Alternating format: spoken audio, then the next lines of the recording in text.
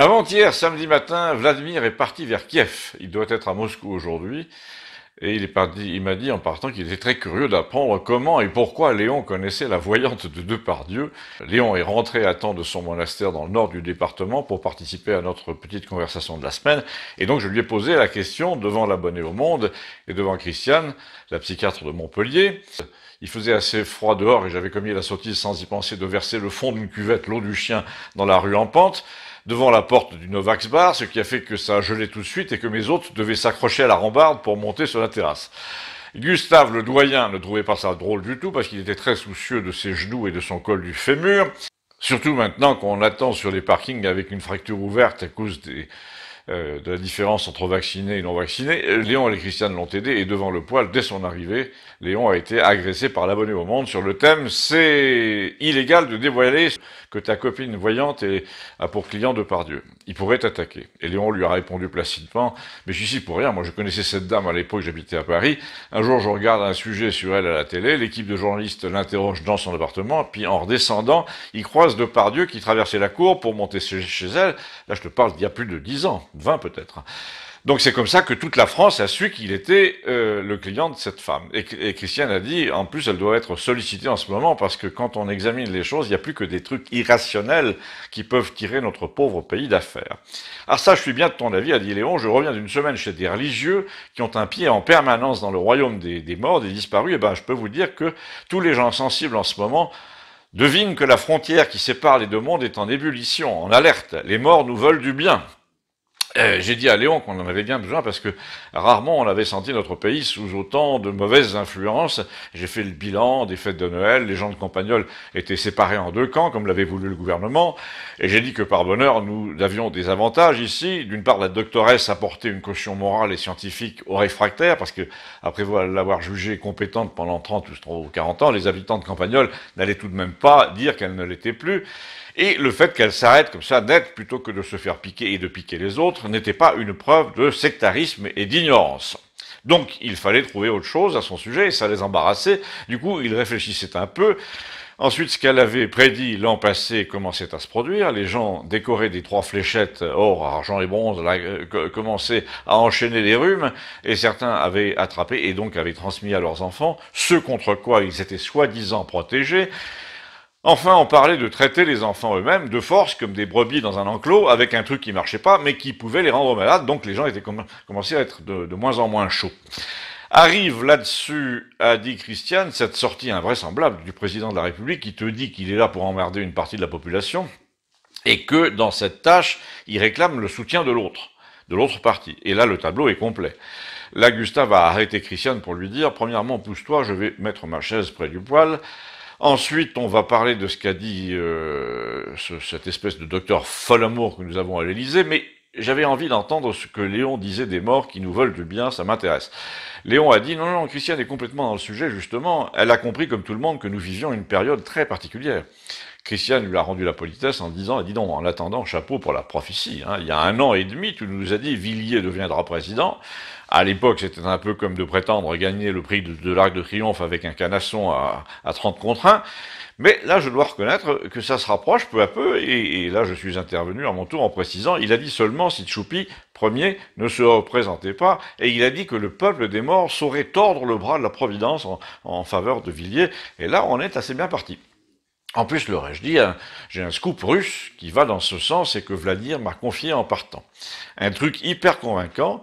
Convaincant de quoi, a dit l'abonné au Monde, qui le savait évidemment, mais qui cherchait la bagarre. J'ai répondu, te fatigue pas, ton cheval à toi ne prendra même pas le départ, ça se précise.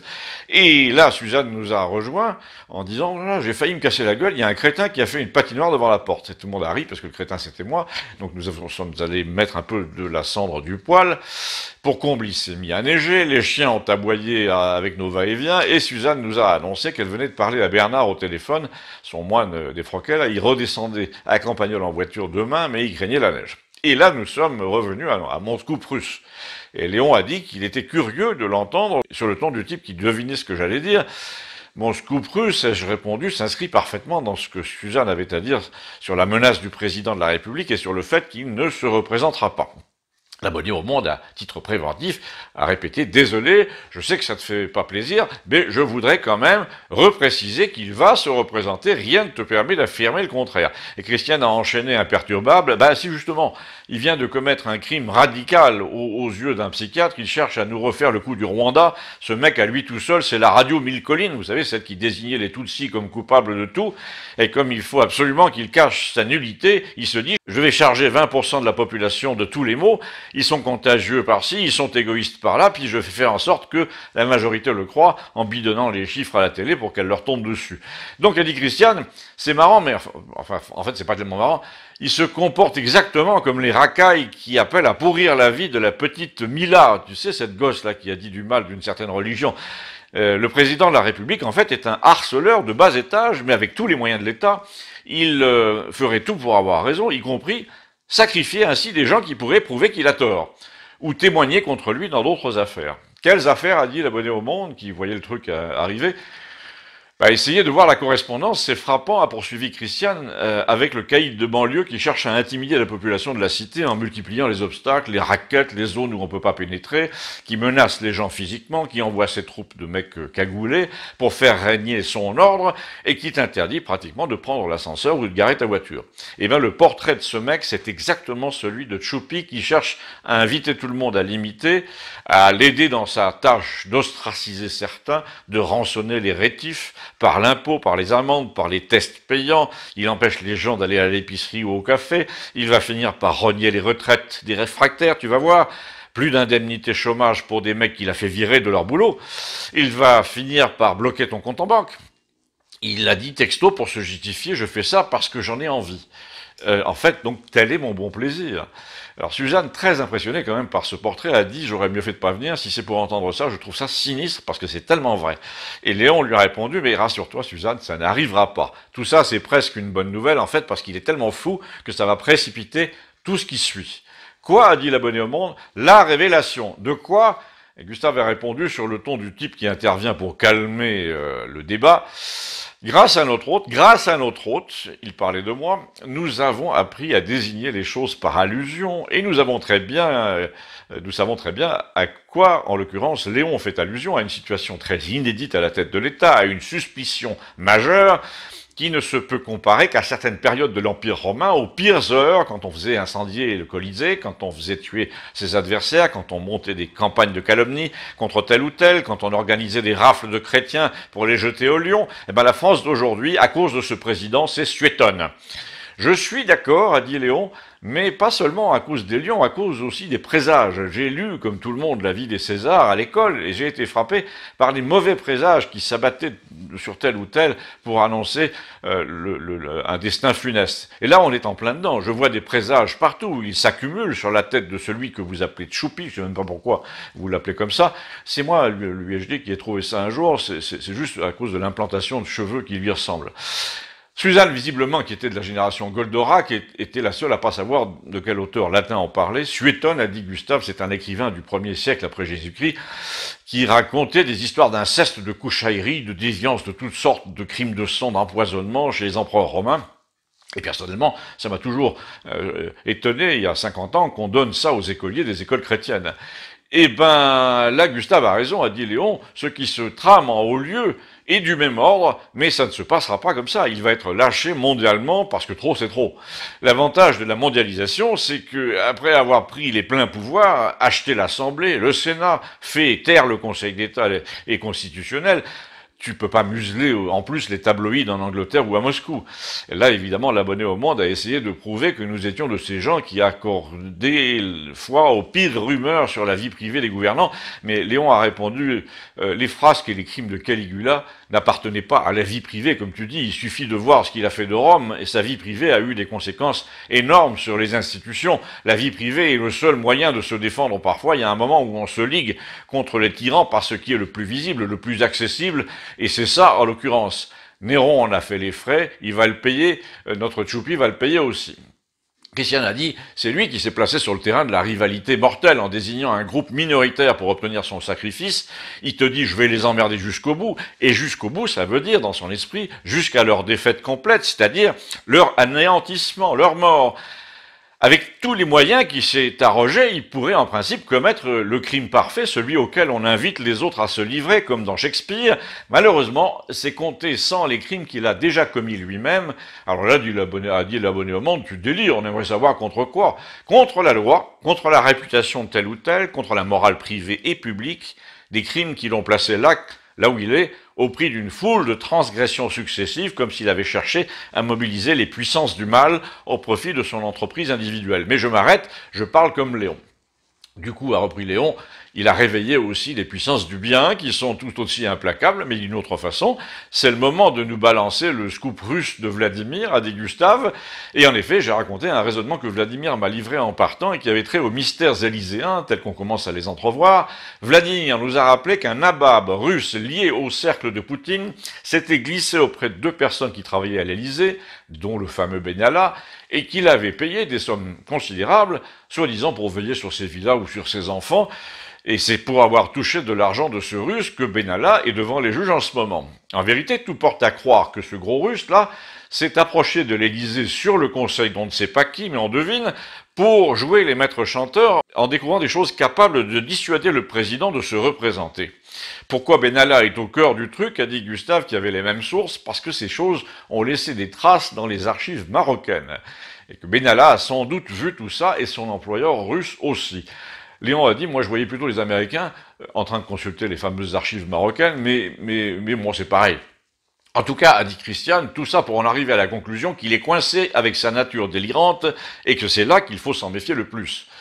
Qui, Benalla, non, Choupi, je dis, en fait, les deux d'ailleurs, Benalla et Choupi, il y a une course qui s'est engagée entre la cruauté personnelle délibérée dont le président veut faire preuve à l'égard d'un groupe qui lui résiste et les éléments dont disposent les allergiques à la fléchette, là, pour le faire tomber. D'un côté, il va dire, je vais vous taxer si vous faites pas ça, faites pas traiter vos enfants, je vais vous empêcher d'aller à l'épicerie, je vais vous faire peur, je vais faire débarquer la sécu chez vous avec la gendarmerie. Et de l'autre, les réfractaires vont dire, il faut absolument qu'on neutralise ce mec avant qu'il ne nous humilie, et comme nous avons des secrets de famille embarrassants à son sujet, eh ben c'est lui ou nous. Et je vais vous raconter une histoire qui date de ma première année de médecine, a dit Suzanne, c'est une histoire de bizutage. Au passage, d'ailleurs, j'en profite pour vous rappeler que la médecine moderne est un univers qui attire les cinglés manipulateurs, les pervers un peu cruels, un peu comme les chorales de petits chanteurs attirent les amateurs de culottes courtes. D'où le bizutage des étudiants en médecine, qui est une entrée en matière très cruelle. C'est presque l'apprentissage du métier. C'est vous allez en baver, et c'est exactement ce que vient de dire le président. Les médecins les plus déséquilibrés, et on vient de s'apercevoir qu'ils sont très nombreux à avoir cette perversion, aiment bien jouer avec le patient. Vous savez, au moment où il dit « Docteur, est-ce que c'est grave ?»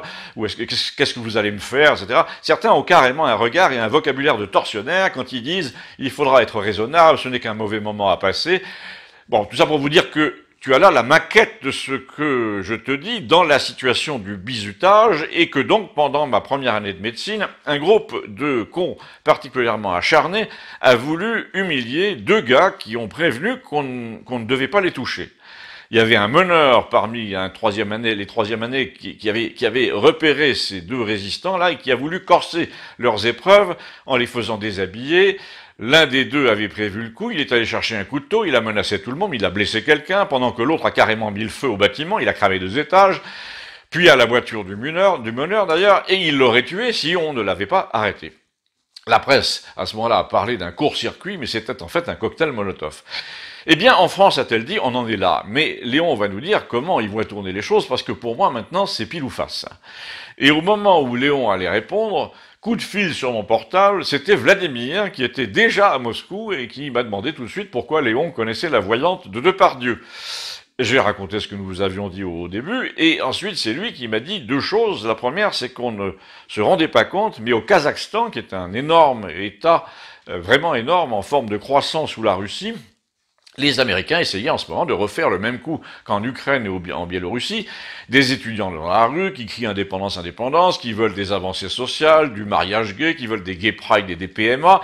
Résultat, le gouvernement kazakh venait d'arrêter l'ancien chef des renseignements du pays qui travaillait pour qui? Pour l'Amérique depuis 5 ans.